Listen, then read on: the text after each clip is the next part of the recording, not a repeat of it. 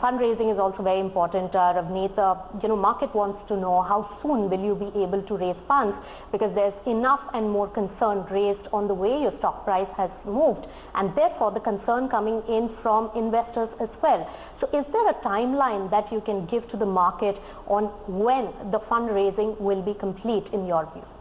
So, I don't think it's any secret that we are working on that. It is, something which has our fullest attention, a lot of effort going into that. Right. And my sense is that, that the whole process should get completed in very short order. In very short means, can you give a timeline to that, Ravneet?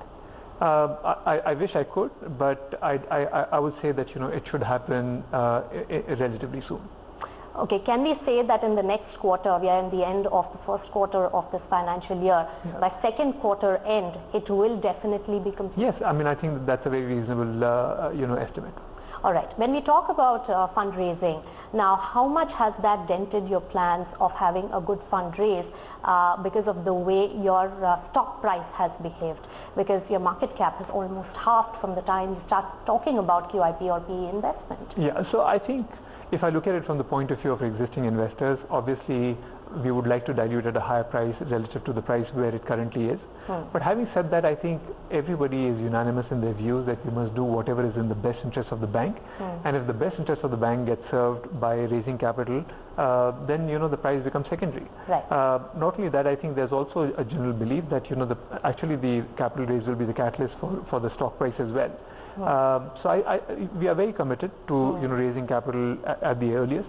And like I said to you, we should be able to complete that process in a short period as well. So $1 billion from private equity fund looks unrealistic at this point, and at this price, 27,000 crore rupees of market cap, which will dilute you way above your shareholders may be comfortable with? So right now, if you see the resolutions that we had were for a 10% dilution or $1 billion, whichever was lower. Right. And I have to mention here that if there was a 10% cap, it was not because it was put by the board or by the, it was just that the proxy advisors mentioned that, the shareholders don't like enabling resolution with more than 10% dilution. Right. But for instance, if we had to dilute more in order to be able to, raise more capital, right, I'm sure we can go back to shareholders and get the necessary approvals.